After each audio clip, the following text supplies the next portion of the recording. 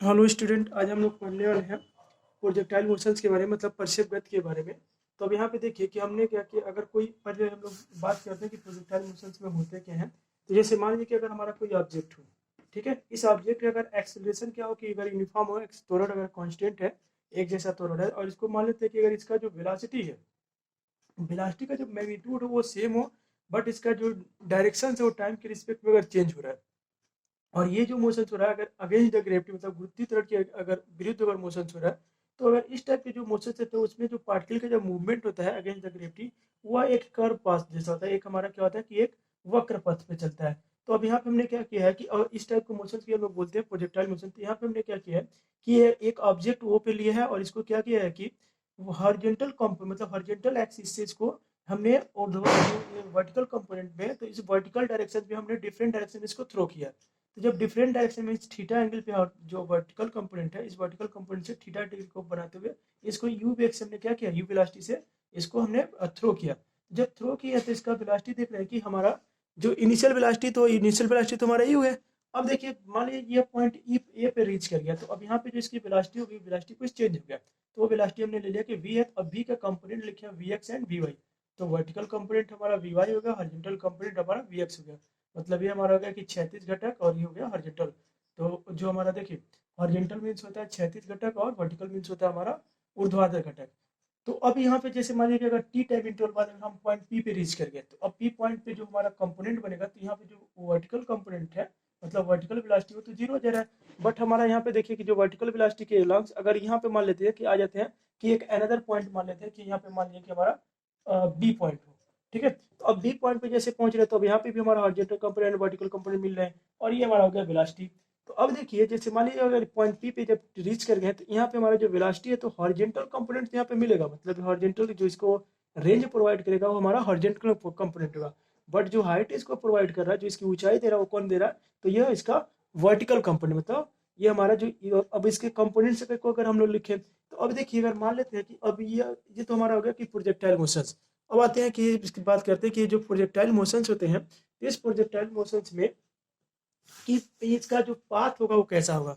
मतलब हमारा जो टॉपिक है इस प्रोजेक्टाइल मोशन में, इसकी प्रोजेक्टाइल मोशन में इसका पाथ क्या होगा, ठीक है। तो पाथ ऑफ प्रोजेक्टाइल क्या होगा। तो अब देखिए पाथ ऑफ प्रोजेक्टाइल के लिए हम लोग क्या बात करते हैं कि जैसे मान लीजिए कि हमने एक ऑब्जेक्ट लिया, तो इस ऑब्जेक्ट को हमने थ्रो किया, एक ऑब्जेक्ट कोई बॉडी लिया है, उस बॉडी को हमने क्या किया कि थ्रो किया यू इनिशियल वेलोसिटी यू के साथ।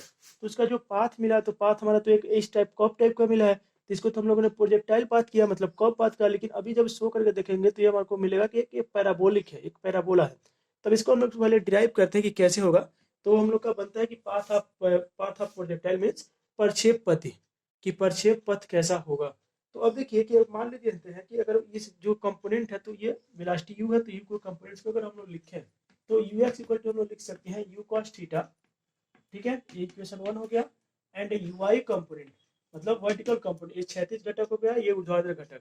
तो हॉरिजॉन्टल कंपोनेंट हमारा you cos theta, and vertical component हमारा हो गया यू sin थीटा। मतलब जो इसको हाइट प्रोवाइड करेगा वो कौन होगा, वो sin थीटा होगा, मतलब यू sin थीटा। और जो इसको रेंज प्रोवाइड करेगा, जो प्रास प्रोवाइड करेगा, वो क्या होगा, यू cos थीटा होगा। अब देखिए हम क्या करते हैं कि अगर मान लेते हैं कि टी टाइम में, या टी टाइम में मान लेते हैं कि जो हमारा ऑब्जेक्ट है टी टाइम में कहाँ पहुंच गया, तो ये मान लेते हैं कि पी पॉइंट पे रीच कर गया। टी टाइम इंटरवल में मान लेते हैं कि पी पॉइंट पे रीच कर गया। तो इस टाइम इंटरवल में हमारा जो हॉरिजॉन्टल कंपोनेंट होगा, मतलब हॉरिजॉन्टल जो डिस्टेंस होगा वो कितना होगा, और वर्टिकल डिस्टेंस कितना होगा, इसको हम लोग फाइंड आउट करना चाहते हैं। तो एट टी टाइम में, तो टी टाइम इंटरवल में हम देखते हैं कि जो हॉरिजॉन्टल कंपोनेंट होगा, मतलब हॉरिजॉन्टल डिस्टेंस होगा कितना होगा। तो हम मान लेते हैं कि टी टाइम में वो अगर एक्स डिस्टेंस ट्रेवल कर रहा है, मतलब एक्स दूरी तय कर रहा है। तो अब देखिए यहाँ पे हमारा क्या होगा कि हॉरिजॉन्टल वेलोसिटी, मतलब हॉरिजॉन्टल वेलोसिटी मतलब यू एक्स, एंड हमारा टाइम क्या होगा, तो टाइम हमने टी, क्योंकि आप लोगों ने पढ़ रखे होंगे कि जो इनिशियल क्लासेस में पढ़े होंगे कि जो वेलोसिटी इक्वल टू होता है डिस्टेंस अपॉन टाइम। तो अब velocity equal to distance upon time से हम लोग डिस्टेंस निकाल सकते हैं। तो वेलोसिटी इनटू डिस्टेंस ले लीजिएगा, ठीक है। तो अब ये हमारा हो गया कि डिस्टेंस का जो वैल्यू निकालना है, तो ये क्या हो गया, distance equal to velocity into time से हम लोग इसको कैलकुलेट कर रहे हैं। तो अब देखिए इक्वेशन 1 से हम लोग क्या कर सकते हैं, यू एक्स का जरा वैल्यू रखिए। तो यू एक्स का वैल्यू रखते हैं तो क्या हो जाएगा हमारा you cos theta into T, ठीक है। अब यहाँ से क्या करिए, टी का जरा वैल्यू निकाल लीजिए। तो अगर टी का अगर वैल्यू निकाल लेते हैं तो टी इक्वल टू क्या लिख सकते हैं, ये हम लोग लिख सकते हैं ना कि x by you cos theta. यह मान लीजिए क्वेश्चन नंबर 3 होता, ठीक है। कि अगर ये हम लोग लिख सकते हैं कि जो टाइम होगा वो टी टाइम हमारा एक्स कॉस थीटा होगा। अब देखिए अब हम लोग कहते हैं ये तो हमारा हो गया कि हॉरिजेंटल डिस्टेंस मिल गया। अब आते हैं वर्टिकल डिस्टेंस। तो वर्टिकल डिस्टेंस क्या होगा? तो अब इसको हटाते हैं, क्योंकि जब अगर आप लोग इसका नोट्स बनाते रहिएगा और जहाँ पे भी होगा तो वीडियो को आप स्टॉप करके इसको फिर से राइट कर लीजिएगा। ये तो हमारा हो गया वर्टिकल एंड हॉरिजॉन्टल कंपोनेंट्स।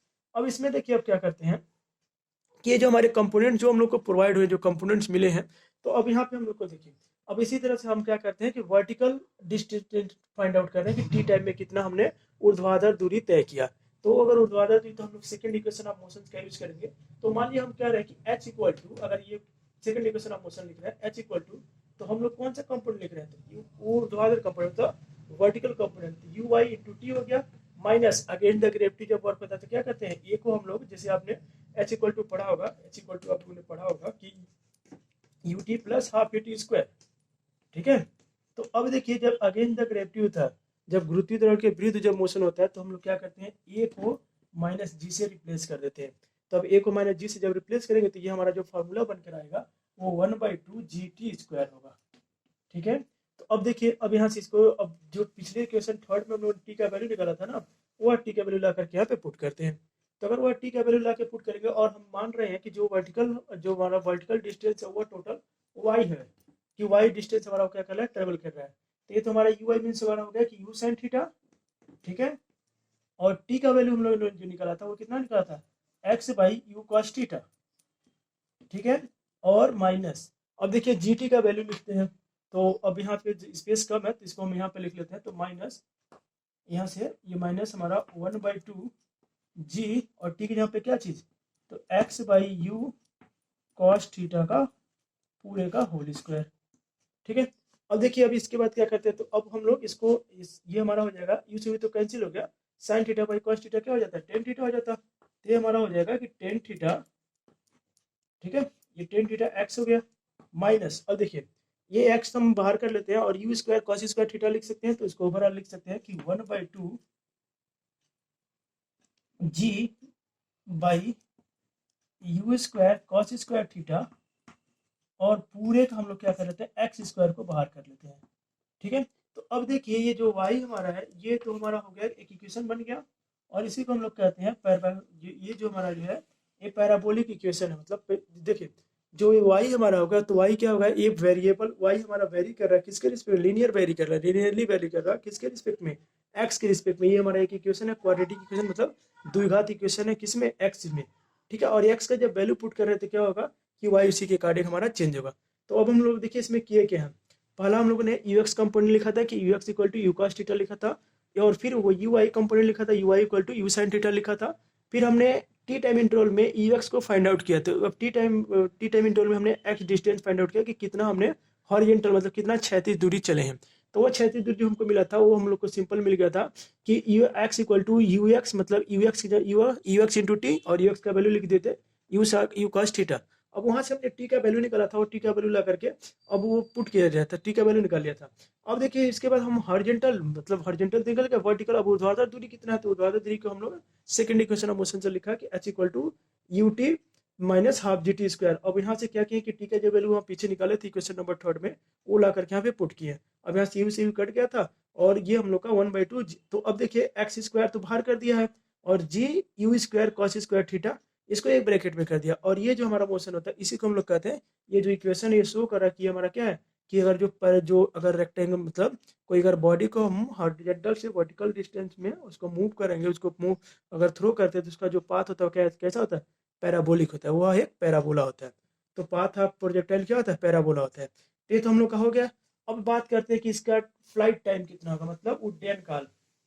मतलब अगर आपसे उड्डयन काल पूछ दिया कि टोटल टाइम पूछ दिया कि हम पी पॉइंट पे अगर रीच कर रहे हैं तो हमारा टी कितना होगा।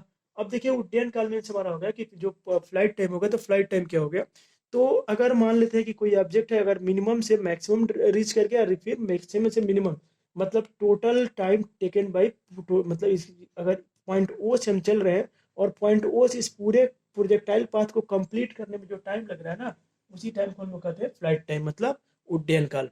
तो अब इस उड्डयन काल को निकालने के लिए हम लोग क्या करें, तो अब देखिए हमको टाइम कैलकुलेट करना है। तो अब टाइम जैसे ही कैलकुलेट करना है तो हम लोग आ जाते हैं एक पॉइंट पी पर। तो मान लेते हैं पॉइंट पी पे रीच करने में कितना टाइम लगा था, टी टाइम लगा था। तो अब हम लोग लिख सकते हैं फर्स्ट इक्वेशन ऑफ मोशन से कि v y equal to u y minus g t, क्योंकि अगेंस्ट द ग्रेविटी है।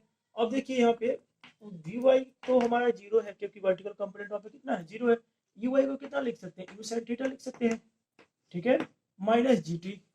अब क्या करिए, जी टी को जरा इधर ट्रांसफर कर लीजिए, पॉजिटिव बना लीजिए, तो जी टी इक्वल टू कितना लिख सकते हैं, यू साइन थीटा, ठीक है। अब यहाँ से हम लोग टी का जरा वैल्यू निकालिए, टी इक्वल टू कितना हो जाएगा, you sine theta by g, ठीक है। ये मान लेते हैं कि कोई इक्वेशन नंबर, मान लीजिए इक्वेशन नंबर थर्ड तक हो गया था, एक क्वेश्चन नंबर मानते हैं 4 है। अब देखिए, तो अब ये तो हमारा टोटल टाइम कितना से कहाँ तक मिला, ये ओ टू पी में। अब यहाँ से हमारा यहाँ पे रीच करेंगे तो जितना टाइम हमारा अपवर्ड डायरेक्शन मूव करेगा उतना ही हमारा डाउनवर्ड में, तो देयरफॉर हमारा जो टोटल जो टाइम टेकन होगा, मतलब टोटल फ्लाइट टाइम, मतलब उड्डयन काल, तो जो टोटल उड्डयन काल होगा तो टी इक्वल टू लिख सकते हैं 2t, ठीक है। अब यह टी का वैल्यू ला करके यहाँ पे सब्स्टिट्यूट कर लेते हैं, टी का वैल्यू ला करके अगर हम पुट करें तो कितना हो जाएगा, तो टी का वैल्यू अगर हम पुट करते हैं ये हम लोग को मिल जाएगा। अगर टी का वैल्यू अगर यहाँ पे पुट करें तो ये सिंपल से हमको कितना मिल गया, तो अब यहाँ पे लिख देते हैं या इसी को अरेंज कर लेते हैं। तो टी इक्वल टू हमारा अगर वैल्यू पुट करेंगे तो 2u sign theta by g, ठीक है। तो ये हम लोग का क्या हो गया, यही हमारा फॉर्मूला हो गया कि जो टोटल जो उड्डयन काल होगा, जो टोटल हमारा फ्लाइट टाइम होगा कितना होगा, बस यहीं पे 2 का मल्टीप्लाई कर लेना है, तो ये हम लोग का बन जाएगा कि 2u sign theta by g, ठीक है। तो ये तो हम लोग को मिल गया कि टोटल टाइम, कि अगर कोई ऑब्जेक्ट है तो टोटल कितना उसको टाइम लगेगा इस कंप्लीट जो प्रोजेक्टाइल पाथ है उस प्रोजेक्टाइल पाथ को कंप्लीट करने में। तो इसको निकालने के लिए हमने first equation of motion use किया। फर्स्ट इक्वेशन ऑफ मोशन में वी वाई इक्वल टू, मतलब ये v equal to u plus a t होता था, उसको रिप्लेस करके ये वैल्यू पुट किया, और ये वैल्यू पुट करके हम लोग को उड्डयन काल मिल गया, मतलब टोटल टाइम टेकन आपको मिल गया, फ्लाइट टाइम का फ्लाइट टाइम हम लोग को मिल गया। अब अगला आ जाते हैं कि जो अगर इसका हाइट कितना होगा, टाइम तो हम लोग ने कैलकुलेट कर लिया कि टोटल टाइम कितना होगा, अब बात करते हैं इसकी हाइट कितनी होगी। तो हाइट के लिए देखिए क्या करते हैं कि अब हम लोग फाइंड आउट कर सकते हैं कि मैक्सिमम हाइट या हाइट ऑफ प्रोजेक्टाइल। तो जब हाइट ऑफ प्रोजेक्टाइल की बात करें तो फर्दर यही चीज कि हमको पॉइंट पी पर, मतलब यहाँ से जो हमारा हॉरिजॉन्टल कंपोनेंट से वर्टिकल कंपोनेंट पॉइंट पी पे रीच कर गया, तो टोटल ये हाइट कितनी, तो हम तो मान लेते हैं उसको एच है। तो अब यहाँ से हम लोग क्या करने वाले हैं, थर्ड इक्वेशन को हम यूज करने वाले हैं, थर्ड इक्वेशन ऑफ मोशंस को। तो अब देखिए थर्ड इक्वेशन ऑफ मोशंस क्या होता है, तो ये हमारा हो जाता है कि v y square equal to u y square minus 2gh, ठीक है। अब हमको एच फाइंड आउट करना, तो अब देखिए एट पी पॉइंट पे कितना है, यू वी वाई तो जीरो हो गया, तो वी वाई तो जीरो हो गया, इसको जीरो लिखिए। और ये कितना है यू, तो हमारा यू वाई है you square sine square theta minus 2gh, ठीक है। अब यहाँ पे 2gh को इधर ट्रांसफर कर लीजिए, तो 2gh इक्वल टू कितना हो गया, तो हम लोग को मिल गया u square sine square theta. अब एच इक्वल टू कितना हो जाएगा, एच इक्वल टू कितना हो गया, सिंपल हो गया u square sine square theta by 2g। अब यहाँ पे क्वेश्चन पूछे जाते हैं आपके कॉम्पिटिटिव एग्जाम्स में कि मैक्सिमम हाइट बता दीजिए कि टोटल मैक्सिमम हाइट कितना होगा। तो मैक्सिमम हाइट के लिए हम लोग क्या करें, तो ये जो देखिए जो एच है किस पे डिपेंड्स कर रहा है, तो एच हम लोग का जनरली थीटा पे डिपेंड कर रहा है, क्योंकि यू तो इनिशियल वेलोसिटी कांस्टेंट है, एक्सेलरेशन ड्यू टू ग्रेविटी भी कांस्टेंट है। तो जो एच हो गया ये हम लोग क्लियरली लिख सकते थे कि एच जो है डायरेक्टली प्रोपोर्शनल किसके, साइन स्क्वायर थीटा के, ठीक है ना, कि एच हमारा जो हो गया किसके प्रोपोर्शनल हो गया, तो साइन स्क्वायर थीटा के प्रोपोर्शनल हो गया। तो अब जब ये साइन स्क्वायर थीटा के प्रोपोर्शनल हो जा रहा है, तो अब हम लोग क्या करें कि यहाँ पे हम मैक्सिमम हाइट फाइंड आउट करना है कि मैक्सिमम हाइट कितना होगा। तो अब देखिए अगर मैक्सिमम हाइट फाइंड आउट करना होगा, तो अब देखिए इसको हम लोग पहले किए कैसे थे, तो अब जब इसमें हम हाइट फाइंड आउट करने के लिए क्या किए हैं कि एच फाइंड आउट करने के लिए किसको हमने क्या किया, थर्ड इक्वेशन को, थर्ड इक्वेशन ऑफ मोशंस को यूज किया, तो v y square equal to u y square minus 2gh। अब यहाँ से वी वाई तो जीरो था तो इस जीरो रख दिया, और u y equal to means हो गया कि u square sine square theta, क्योंकि हमारा वर्टिकल कंपोनेंट था, वर्टिकल कंपोनेंट का वैल्यू लिख लिया, फिर यहाँ से एच का वैल्यू कैलकुलेट कर लिया। अब हमको फाइंड आउट करना है मैक्सिमम हाइट, ठीक है। तो मैक्सिमम हाइट के लिए हम लोग क्या कर सकते हैं, अब मैक्सिमम हाइट तो साइन थीटा मैक्सिमम किस पे होता है, जो साइन थीटा होता है वो मैक्सिमम किस पे होता है, तो थीटा जो हमारा अगर 90 डिग्री हो तो साइन थीटा कितना हो जाता है, 1 हो जाता है, ठीक है ना, साइन 90 कितना हो जाता है, 1 हो जाता है। तो अब अगर हम लोग यहाँ पे 1 पुट कर देते हैं तो एच मैक्स कितना होगा, मतलब जो हमारा होगा जो आपका जो महत्तम ऊंचाई हो कितना हो गई, तो वो हो गया हमारा यू स्क्वायर बाई 2g, ठीक है। एक तो ये हमारा रिलेशन हो गया। अब हमको फाइंड आउट करना है कि टोटल रेंज कितना होगा, टोटल इसका प्रास कितना होगा। तो परास के लिए मतलब हमारा ओ से अगर ये प्रोजेक्टाइल पाथ का जो टोटल जो डिस्टेंस ट्रेवल कर रहा है, तो टोटल डिस्टेंस या टोटल डिस्प्लेसमेंट उसका कितना होगा, टोटल डिस्टेंस ट्रेवल कितना होगा। तो अब उस चीज़ को हम लोग फाइंड आउट करें। तो अगर उस चीज़ को निकाल लेते हैं तो कैसे क्या हम करें, तो उसको भी देख लीजिए कि अगला हम लोग का है कि परास निकालना है, मतलब इसका रेंज निकालना है कि प्रोजेक्टाइल का रेंज कितना होगा। तो अब देखिए प्रोजेक्टाइल के रेंज के लिए हम लोग क्या करने वाले हैं। तो अब देखिए हम लोगों ने अभी पीछे पढ़ा था जब वो डिस्टेंस निकाले थे शुरू शुरू में कि इसको कहा था कि जो पॉइंट पी पे हमको हॉरिजॉन्टल जो टी टाइम में कि वर्टिकल और हॉरिजॉन्टल डिस्टेंस कितना टवर की, तो एक्स इक्वल टू लिखा था ना यू एक्स इंटू टी। तो अब हमारा जो रेंज होता है, तो रेंज आपका क्या होता है कि ये आर इक्वल टू हमारा जो वर्टिकल वेलोसिटी होता है, ओ सॉरी जो हमारा हॉरिजॉन्टल वेलोसिटी होता है, तो horizontal velocity into flight time मतलब उड्डयन काल। तो इन दोनों को मल्टीप्लाई करिए। तो अब देखिए हमारा जो पिछले इक्वेशन में हमने टी का जो वैल्यू निकाला था वो यहाँ पे लाके पुट करते हैं, और यू एक्स इक्वल टू क्या है, तो यू कॉस थीटा है, ठीक है। और टी इक्वल टू कितना है, तो टी इक्वल टू हम लोग का है कि two u sine theta by g, ठीक है, और by two u sine theta by g. अब देखिए इसको हम थोड़ा सा अरेंज करते हैं, तो ये तो हमारा हो गया यू स्क्वायर बाई जी, और two sine theta cos theta को एक पास करते हैं, ठीक है ना। इसको हमने क्या कर लिया, एक पास कर लिया। अब देखिए ये एक फॉर्मूला होता है कि sine two theta equal to two sine theta cos theta. तो इसको ओवरऑल हम लिख सकते हैं कि आर इक्वल टू कितना हो जाना है कि हमारा हो गया कि u square sine two theta by g, ठीक है।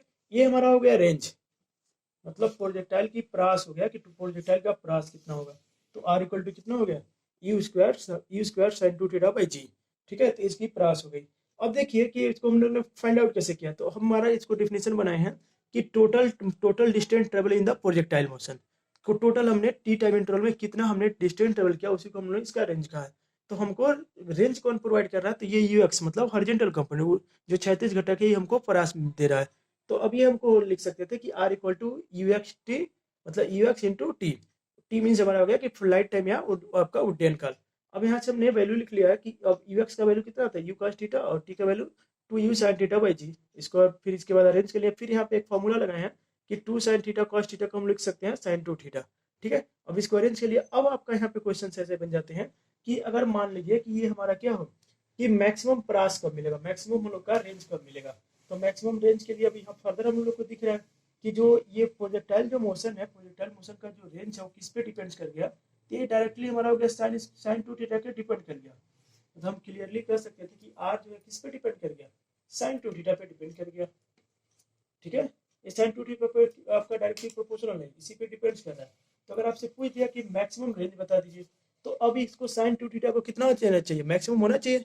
जब ये मैक्सिमम होगा तभी हम लोग का क्या मिलेगा, आपका यह मिलेगा कि इसका प्रोजेक्टाइल कितना है, कि टोटल हमारा प्रोजेक्टाइल का पाथ कितना है, ठीक है।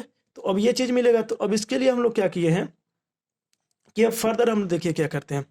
तो अब यहाँ पे हम लिख सकते हैं कि जो इसको मैक्सिमम होना चाहिए, तो साइन टू थीटा को मैक्सिमम करने के लिए हम लोग क्या करें कि अगर थीटा इक्वल टू 45 डिग्री हो जाए, तो थीटा इक्वल टू अगर 45 डिग्री हो जाए, sine two theta equal to कितना हो जाएगा, तो sine two theta equal to हमारा साइन 90 हो जाएगा, ठीक है। और साइन 90 होता कितना है, साइन 90 हमारा 1 होता है। तो अब ये 1 होता है, तो अब हम लोग को मिल जाएगा आर मैक्स। तो आर मैक्स कितना हो गया, तो आर मैक्स हमारा हो गया यू स्क्वायर बाई जी, ठीक है। ये हम लोग का रेंज मिल गया। अब देखिए ये कभी कभी यहाँ पे आपके कॉम्पिटिटिव एग्जाम से पूछ देता है कि आर मैक्स के लिए आप क्या करिए कि टी मैक्स फाइंड आउट करिए। तो टी मैक्स फाइंड आउट करने के लिए कभी कभी आपका दे देता है कि जो आर मैक्स है, तो ये हमारा जो एच मैक्स है, आर मैक्स को एच मैक्स के टर्म में एक्सप्लेन करिए, ठीक है। तो ये चीज़ हम लोग का हो गया कि उड्डयन काल को हम लोग कैसे डिफाइन करेंगे, फिर हम लोग का मतलब प्रोजेक्टाइल मोशन को ये सारा चीज़ कैसे डिफाइन करेंगे। तो बहुत सिंपल वे में है कि आपको क्या करना है कि एक आपको हॉरिजॉन्टल एक वर्टिकल कंपोनेंट मतलब क्षैतिज ऊर्ध्वाधर घटक को बना लेना है। अब एक मान लीजिए कोई कण होगा, कोई पार्टिकल होगा, उसको आपने यू वेलोसिटी से थ्रो कर दिया, यू वेलोसिटी से ऊर्ध्वाधर दिशा में भिन्न दिशा में फेंक दिया। तो जब इसको थ्रो कर रहे हैं तो अब इसके देख रहे हैं कि कंपोनेंट्स हम लोग को बना रहे हैं, तो कंपोनेंट्स को डिराइव करके हम लोग लिख रहे हैं। तो अब इस वीडियो में अगर आपको कहीं भी प्रॉब्लम होगा तो उस पर आप लोग कमेंट सेक्शन में बताइएगा। और इन सब वीडियो को समझने के लिए आप लोग को हमारा प्रीवियस वीडियो देखना पड़ेगा, और उसको देख लेते हैं तो चीज़ें आप लोग को और भी क्लियर हो जाएगी, ठीक है। हमारे चैनल को लाइक सब्सक्राइब करिए और अपने दोस्तों के पास ज़्यादा से ज़्यादा इस चैनल को शेयर करिए और सब्सक्राइब करिए। और जिस टॉपिक पे आपको चीज़ें समझ में नहीं आ रही होंगी उस टॉपिक पे आप कमेंट करिएगा, उस टॉपिक पे हम कोशिश करेंगे कि आपको वीडियो प्रोवाइड कराएं। ठीक है, तो आज के लिए इतना रहने देते हैं।